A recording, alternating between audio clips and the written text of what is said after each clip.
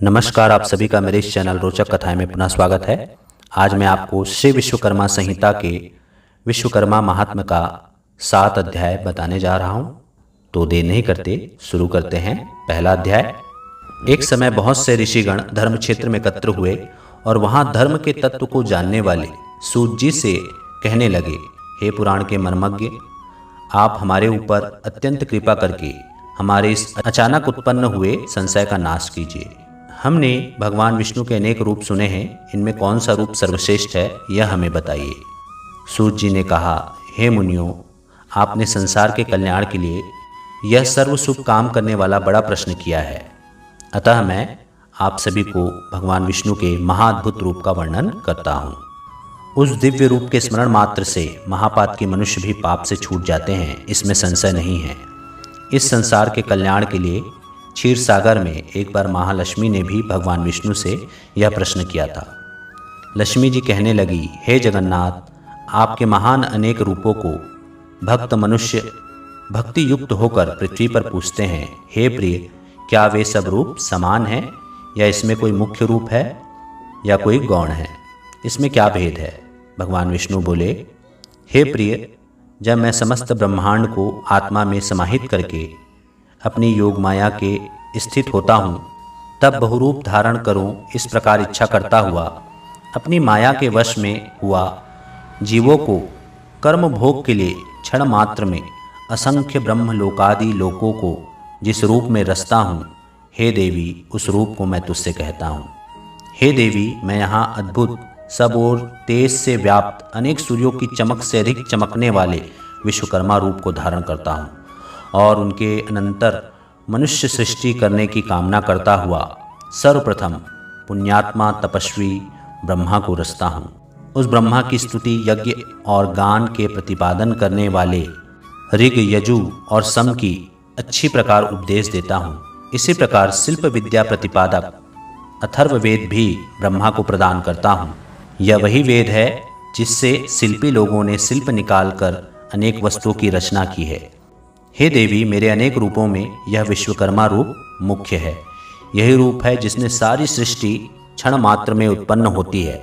इस विश्वकर्मा रूप का जो क्षण मात्र भी ध्यान करता है, उसके समस्त विघ्न नष्ट हो जाते हैं। विश्वकर्मा महात्म्य का पहला अध्याय समाप्त। बोलो विश्वकर्मा भगवान की जय।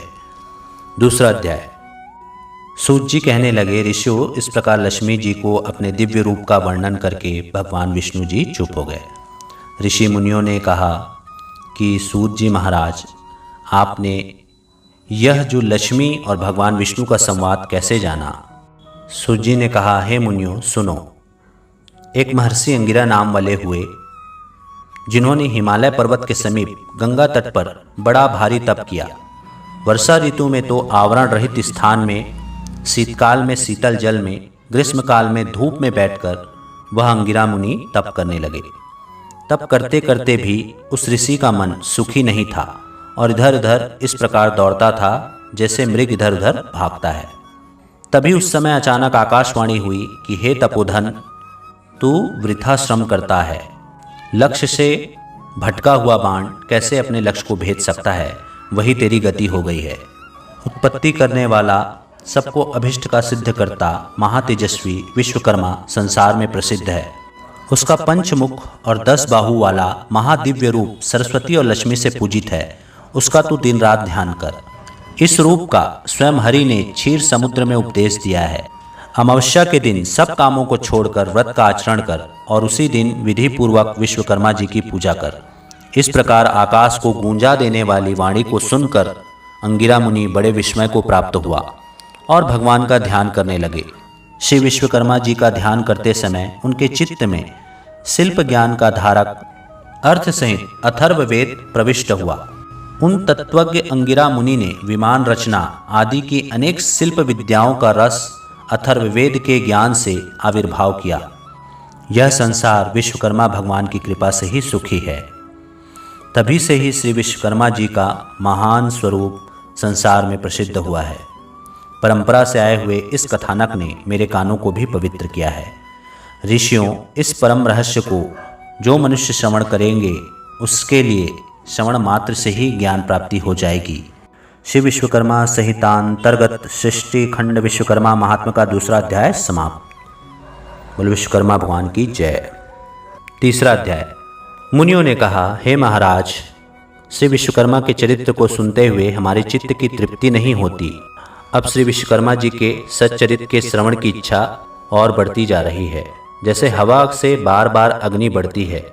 सूत जी कहने लगे, हे मुनि श्रेष्ठों, एकाग्र मन से तुम जगत पूज्य सच्चिदानंद स्वरूप श्री विश्वकर्मा जी का दिव्याख्यान सुनो। प्राचीन काल में एक प्रमंगद नाम का राजा हुआ, जो अपनी प्रजा को संतान के समान पालता था और सब धर्म के कामों में बिल्कुल प्रमाद नहीं किया करता था। वह अपनी प्रजा का स्नेह से शासन करता था और कभी भी दंड से प्रजा का दमन नहीं करता था। उस राजा की कमल के समान नेत्र वाली, साक्षात सती के समान विदुषी, धर्म कर्म व्रत परायण कमला नाम की भार्या थी। कभी देवयोग से उस राजा के शरीर में दारुण कुष्ठ रोग उत्पन्न हो गया। बार बार चिकित्सा किया हुआ वह रोग स्वरूप भी शांत ना हुआ। उस रोग की पीड़ा से पीड़ित राजा बड़ा व्याकुल होने लगा। ऋषि कहने लगे, हे सूत जी, यह पाप रोग धर्म से पृथ्वी का पालन करने वाले महात्मा को कैसे हुआ? यदि इस प्रकार धर्मात्माओं को भी रोग उत्पन्न हो जाता है तो फिर धर्म कर्म में कौन विश्वास करेगा? सूत जी कहने लगे, हे ऋषियों, उस राजा ने पूर्व जन्म में स्वार्थ के अंतर्गत होकर यह उपदेश दिया था कि यह संसार अनादि है, इसका कर्ता कोई विश्वकर्मा नहीं है। यह इस प्रकार लोगों को कहता फिरता था और नास्तिक मत का प्रचार करता था। आप जानते हो, यदि कर्मों के फल का देने वाला विश्वकर्मा परमात्मा हो तो उपकार का कर्ता उपकृत मनुष्य द्वारा मृत्यु के अनंतर दिए आशीर्वादों से उत्पन्न पुण्य फल को कैसे प्राप्त कर सकता है? जब परोपकारी को अपने पुण्य का फल मिल ही ना सकेगा तो क्यों कोई किसी का उपकार करेगा? और जब कोई किसी का उपकार ही नहीं करेगा तो संसार का नाश हो जाएगा। इसलिए नास्तिक पाखंडी की दुर्दशा अवश्य होती है। अनेक जन्मों के पाप पुण्य कर्म एक जन्म में ही उसका फल नहीं देते हैं, अतः उस जन्म में यह फल प्राप्त हुआ, इसमें कोई आश्चर्य नहीं है। अब मैं तुमसे आगे की कथा कहता हूँ। सूत जी ने कहा, कभी उस राजा को अधिक व्याकुल देखकर उसके दुख से दुखी हुई पतिव्रता बेचारी रानी बोली, हे राजन, बड़ा तेजस्वी हमारा कुल पुरोहित अचानक अक्षी रोग से व्याप्त हुआ और बिल्कुल अंधा हो गया। उसके पुरोहित ने अपने अतीन्द्रिय ज्ञान से देखा तो यह प्रतीत हुआ कि उसे अमावस्या को व्रत कर श्री विश्वकर्मा जी का पूजन करना चाहिए। तब से ही उस पुरोहित ने सब कामों को छोड़कर विधि पूर्वक व्रत किया। व्रत के दिन ब्रह्मचारी रहता और फलाहार करता तथा धर्म चर्चा में लीन रहा करता था। उस व्रत प्रभाव के कारण पुरोहित को दिव्य दृष्टि प्राप्त हुई और बुढ़ापे में भी उसको देखने की दृष्टि नष्ट नहीं हुई। हे महाराज, मैं दीनता के साथ प्रार्थना करती हूँ कि आप भी 3 पालक श्री विश्वकर्मा की शरण में जाइए, जिससे इस दुख से छुटकारा मिले। राजा बोले, हे प्रिय, तुमने ठीक कहा। इसको सुनकर मेरा चित्त बड़ा प्रफुल्लित हो रहा है और मुझे निश्चय हो रहा है कि भगवान श्री विश्वकर्मा के व्रत से रोग की अवश्य निवृत्ति होगी। सूत जी कहने लगे कि उस दिन से लेकर वह राजा प्रतिदिन श्री विश्वकर्मा जी का पूजन और वंदन करके भोजन करने लगा। अमावस्या के दिन सब कामों को छोड़कर व्रत विश्वकर्मा जी का पूजन और व्रत करना चाहिए। श्री विश्वकर्मा संहितांतर्गत सृष्टि खंड विश्वकर्मा महात्मा का तीसरा अध्याय समाप्त। बोलो विश्वकर्मा भगवान की जय। चौथा अध्याय प्रारंभ। सूत जी कहने लगे, हे मुनियों, मैंने तुमको श्री विश्वकर्मा जी के अद्भुत चरित्र का पान कराया है। अब आगे जगत को विस्मय करने वाले चरित्र का वर्णन करता हूँ। जगत में धर्म के व्यवहार से चलने वाले संतोषी कोई इस्थकार और उसकी पत्नी वाराणसीपुरी में रहते थे। अपने कर्म में कुशल बुद्धिमान वह इस्तखार बड़ा व्याकुल हुआ। अपने पर्याप्त निर्वाह के योग्य वृत्ति की खोज में दिन रात लगा रहता था। इस प्रकार लालच में पड़ा और सतत प्रयत्न करने के बाद भी कठिनाई से भोजन प्राप्त कर सकता था। उस इस्तखार की स्त्री पुत्र न होने के कारण नित्य सोचा करती थी कि मालूम नहीं बुढ़ापे में कैसे निर्वाह होगा। इस प्रकार चिंता से ग्रस्त वह स्त्री यह इच्छा से मंदिरों में महंतों के पास व्याकुल होकर मंत्र तंत्रादि से पुत्र के अर्थ घूमने लगी, परंतु उसकी कामना सिद्ध नहीं होती थी। यमुना की बालू में जल के भ्रम से दौड़ती मृग की तरह उसकी दशा हो रही थी। कोई ठग मयूर पिच्छों की बनी हुई मोरझल के झाड़े से उसको बहकाता था और कोई भोजपत्र पर जंतर लिखकर उसको भुलावा देता था। कोई धूर्त उसको कहता था कि मेरी देह में अमुक देवता आता है, वह प्रसन्न हो तेरे लिए वर प्रदान करेगा, यह कहकर श्वेत भस्म देकर घर भेज देता था। इस प्रकार सोच्य दशा को प्राप्त हुए दोनों स्त्री पुरुष बड़े दुखी थे। उनको दुखी देखकर एक पड़ोसी ब्राह्मण बोला, हे रथकार, तू क्यों इधर उधर भटकता फिरता है? मेरी बुद्धि में तू सब तरह से मूर्ख प्रतीत होता है। इन मिथ्या उपायों से संतान उत्पन्न नहीं हुआ करती है और न धन मिलता है और न ही कभी सुख प्राप्त होता है। यह तो व्यर्थ की भागदौड़ है। वे मनुष्य अज्ञानी हैं जो इस प्रकार के व्यर्थ उद्योगों से अपने मनोरथ सिद्ध करना चाहते हैं। कहीं व्यर्थ उद्योग करने पर भी मनोरथ सिद्ध हुए हैं। इसलिए तू सब वृथा के उपायों को छोड़ दे और केवल दयालु श्री विश्वकर्मा की शरण को प्राप्त हो। हे श्रेष्ठ पुरुष, विश्वकर्मा की कृपा से तेरी अवश्य सिद्धि होगी। कर्मों के फलदान देने में वह विश्वकर्मा परमेश्वर स्वतंत्र है और आगे पीछे करके कर्मों के फल देते रहते हैं। इसलिए तू सब कामों को छोड़कर अमावस्या को व्रत कर और जितेंद्रिय रहकर भक्ति से विश्वकर्मा भगवान का श्रवण किया कर।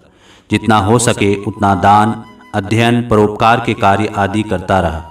इस प्रकार ब्राह्मण के वचनों को सुनकर उस स्थकार के लोचन खुल गए। उस परोपकारी ब्राह्मण के चरणों को देर तक स्पर्श करके वह रथकार श्री विश्वकर्मा जी का ध्यान करता हुआ अपने घर को चला गया। उस दिन से लेकर वह धर्मात्मा रथकार श्री विश्वकर्मा जी के चरण कमलों की शक्ति में लीन रहने लगा। उस रथकार की उत्तम स्त्री भी सब मिथ्या उपायों को छोड़कर श्री विश्वकर्मा के उत्तम गुणों में भक्ति करने लगी। अमावस्या के दिन इस दिव्य व्रत के प्रमाण से वह दंपति धन और पुत्रों से युक्त हुई। उस रथकार का एक दिन भी बिना वृत्ति के नहीं जाता था। उसका पुत्र बड़ा सुशील, गुणवान और विद्वान हुआ। इसी प्रकार जो मनुष्य भक्ति युक्त चित्त से श्री विश्वकर्मा का ध्यान करते हैं, वे इस लोक में पुत्र पौत्रादि से युक्त होकर सुखी होते हैं। श्री विश्वकर्मा संहितांतर्गत सृष्टि खंड विश्वकर्मा महात्म्य का चौथा अध्याय समाप्त। बोलो विश्वकर्मा भगवान की जय। पांचवा अध्याय। ऋषियों ने कहा, हे सूत जी, विश्वकर्मा भगवान के जिन चरणों की पूजा देवता भी करते हैं, ऐसे आनंदमयी चरित्र को थोड़े से शब्दों में सुनकर हमारी इच्छा और भी बढ़ गई है। जिस प्रकार हवा से अग्नि प्रचंड हो जाती है, ठीक उसी प्रकार जो हम विश्वकर्मा भगवान का चरित्र सुनते हैं, त्यों त्यों उसके सुनने की इच्छा और भी बढ़ती जाती है। सूत जी बोले, हे मुनि लोगों, आप लोगों ने विश्वकर्मा के चरित्र को सुना, जिसके सुनने से देवता भी नहीं अघाए। एक बार नैमिषारण्य में मुनि और सन्यासी लोग एकत्र हुए और अपने अमिष्ट की प्राप्ति के लिए एक सभा की। विश्वामित्र कहने लगे कि हम लोगों के आश्रमों में दुष्ट कर्मों के करते हुए राक्षस लोग यज्ञ करने वाले मुनियों के आसपास ही बड़े बड़े मनुष्य को अपना ग्रास बना लेते हैं। इस प्रकार यज्ञों को नष्ट करते हुए राक्षस लोग नर मांस भक्षण करते हैं। मातंग मुनि कहने लगे कि हमारे पूज्य पुरोहित उपमन्यु, जो ब्रह्मचर्य व्रत में स्थित रहकर और कंदमूल खाकर सदा धर्म कार्यों में संलग्न रहते हैं, तथा जो प्रतिदिन सारे कामों को छोड़कर परमात्मा का ध्यान करते रहते हैं, तथा वह भी राक्षसों को नष्ट करने में समर्थ हो सकते हैं। सूत जी बोले, हे ऋषियों, इस प्रकार ऋषि मुनियों के वचन सुनकर वरिष्ठ मुनि जी कहने लगे कि एक बार पहले भी ऋषि मुनियों पर इस प्रकार का कष्ट आ पड़ा था। उस समय वह सब मिलकर स्वर्ग में ब्रह्मा जी के पास गए। चतुर्भुज ब्रह्मा ने पद्मासन लगाए हुए शांत भाव से ध्यान स्थिति में उन्होंने ऋषि मुनियों को देखा, जो दुख से छुटकारा देने वाले शिव रूप भगवान का ध्यान कर रहे थे। उन प्रभु को सबका पता है। यह सब बात आदि से अंत तक जान ली और ऋषि मुनियों को दुख से छुटकारा पाने के लिए विश्वकर्मा भगवान की कथा का उपदेश दिया। सूत जी बोले, हे ऋषियों, इस प्रकार उनके वचन सुनकर विश्वामित्र मुनि को बड़ा आश्चर्य हुआ और वह जरा निकट आ गए। तब ब्रह्मा के बताए पक्के सुख के उपाय को सुनकर विश्वामित्र मुनि मन को प्रसन्न करने वाले वचन कहने लगे। सूत जी बोले, ऋषि लोगों ने ध्यानपूर्वक सुना और कहने लगे, विश्वामित्र मुनि ने ठीक ही कहा है कि ब्रह्मा की ही शरण में जाना उपयुक्त है। ऐसा सुन सब ऋषि मुनियों ने स्वर्ग को प्रस्थान किया। वह राक्षसों से हुई अपनी दुर्दशा ब्रह्मा को सुना सके। मुनियों के इस प्रकार कष्ट को सुनकर ब्रह्मा जी को बड़ा आश्चर्य हुआ।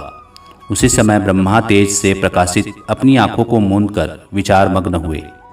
इस प्रकार राक्षसों द्वारा की गई सारी दुर्दशा को ब्रह्मा जी समझ गए। ब्रह्मा जी कहने लगे, हे मुनियों, आप सभी ऋषि श्रेष्ठ अंगिरा के पास जाओ और अपने कष्टों से मुक्ति पाने के लिए प्रार्थना करो।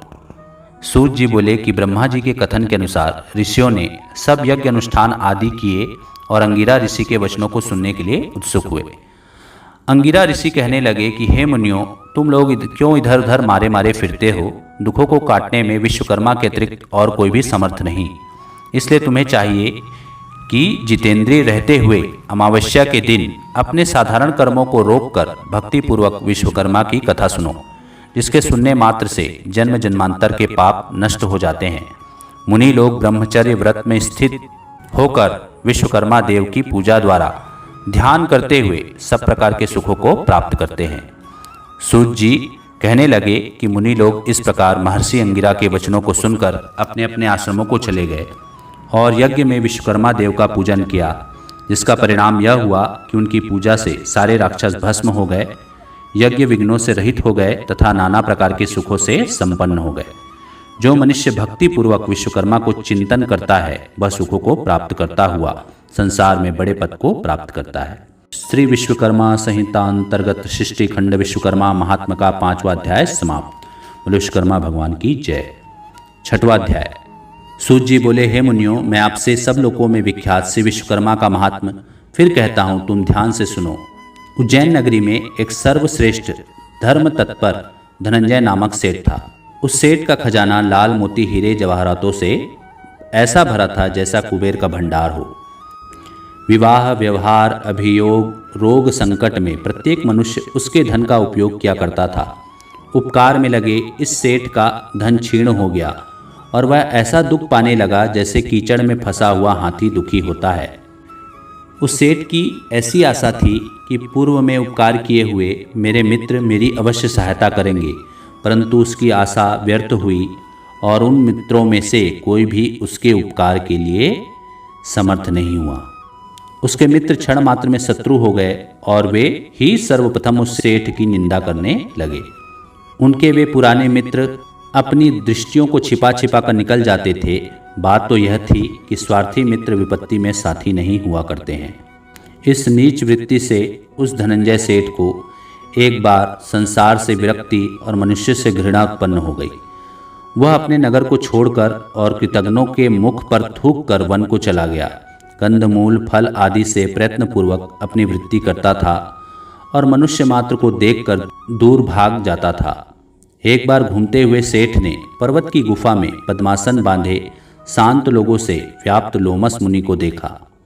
उस धनंजय ने उस मुनि को कोसों से व्याप्त देखकर पशु समझा और कौतूहल की इच्छा से उसके पास अच्छी तरह बैठ गया। मुनि ने पास बैठे हुए धनंजय से पूछा, हे महात्मन, कुशल तो हो? कहाँ से पधारे हो? उस धनंजय ने इस पशु को मनुष्य के समान बोलते देखकर बड़ा अचंभा किया और प्रारंभ से अपना सारा वृत्तांत उस ब्रह्मर्षि को सुना दिया। यह सुनकर मुनिश्रेष्ठ धनंजय बोले, यदि तुझे पापी कृतघ्नों से घृणा है तो तू कैसे विश्वकर्मा से विमुख हो रहा है? हे श्रेष्ठ, सब सुखों को भोगने की शक्ति तुझको उसी विश्वकर्मा ने बनाया है। वह विश्वकर्मा को तू कैसे भूल सकता है? नास्तिक कृतघ्न उपकार को तभी भूलता है जब वह प्रथम परमेश्वर को भूल जाता है। इसलिए तू अद्भुत शक्ति वाले विश्वकर्मा की शरण को प्राप्त हो। ऊर्ध्वमूल जगत के उस विश्वकर्मा के नाना रूप हैं। कोई रूप द्विबाहु तो कोई चतुर्बाहु और कोई 10 बाहु है।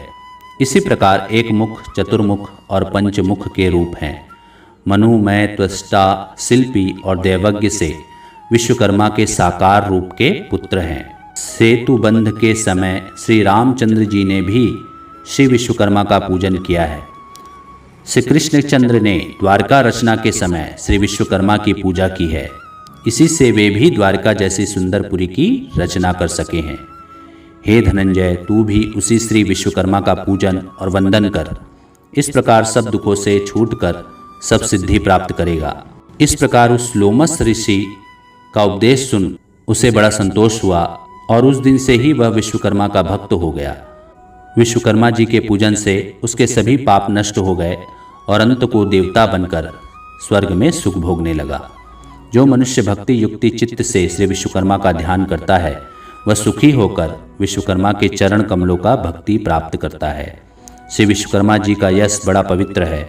उनको जो मनुष्य सुनता है वह पृथ्वी पर सभी सुखों को प्राप्त करके अंत में विश्वकर्मा जी के शाश्वत पद को प्राप्त करता है।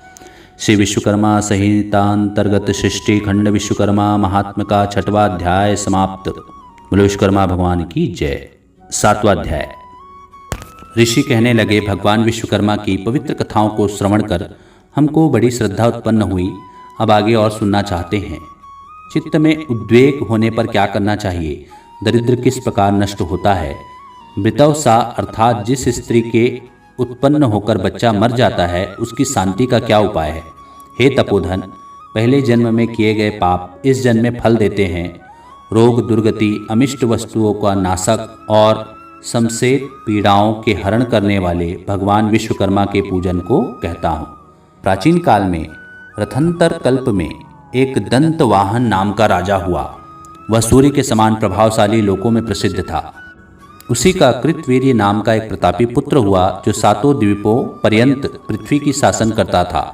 उस राजा के 11 पुत्र पूर्व जन्म में किए गए पाप के वश पैदा होते ही नष्ट हो गए। तब रानी शोक करती हुई पृथ्वी पर पछाड़ खाती हुई रुदन करने लगी और राजा से बोली, मैं अपने यौवन को नष्ट करके पुत्रहीन कैसे धैर्य धारण करूं? तब राजा अपनी स्त्री को संतोष दिलाकर गुरु के घर गया और प्रणाम करके बोला, हे भगवान, मेरे पुत्र होकर मर जाते हैं, यह किस देन की मुझसे अवहेलना होती है? सो कहिए, क्योंकि दिन रात उत्पन्न हुए पुत्रों को याद करके रानी बहुत रुदन करती है और धैर्य धारण नहीं करती है। गुरु बोले, राजन, अब बहुत शोक मत करो। तुम्हारे एक वंश को बढ़ाने वाला चिरंजीव पुत्र होगा। देवों के देवेश भगवान विश्वकर्मा का पूजन करो। उनके प्रसन्न होने पर अवश्य फल सिद्धि होगी। तब राजा ने धर्म से दृष्ट होकर अपनी पत्नी सहित भगवान विश्वकर्मा का पूजन किया। वस्त्र आभूषणों से ब्राह्मणों को संतुष्ट किया। तब भगवान विश्वकर्मा के प्रसन्न होने पर उनकी स्त्री ने गर्भ धारण किया और 10वें महीने में सुंदर से पुत्र को जन्म दिया। तभी से वह विश्वकर्मा का पूजन करने लगा और अंत में वैकुंठ को गया। मृतवस्था को शक्ति के लिए चित्त का भ्रम होने पर विश्वकर्मा प्रभु का अर्चन करना चाहिए। ऐसा करने से मनुष्य की इच्छाएं पूर्ण होती है। दरिद्रता का नाश, बाल पीड़ा और दुख स्वप्न का भय नहीं होता। श्री विश्वकर्मा संहितांतर्गत सृष्टि खंड विश्वकर्मा महात्म का 7वां अध्याय समाप्त। बोलो विश्वकर्मा भगवान की जय। तो यह थी भगवान विश्वकर्मा से जुड़ी 7 कथाएं। आशा करता हूँ आपको पसंद आई होंगी। पसंद आई होंगी तो मेरे वीडियो को लाइक कीजिए, चैनल को सब्सक्राइब कीजिए और ज़्यादा से ज़्यादा शेयर कीजिए। धन्यवाद।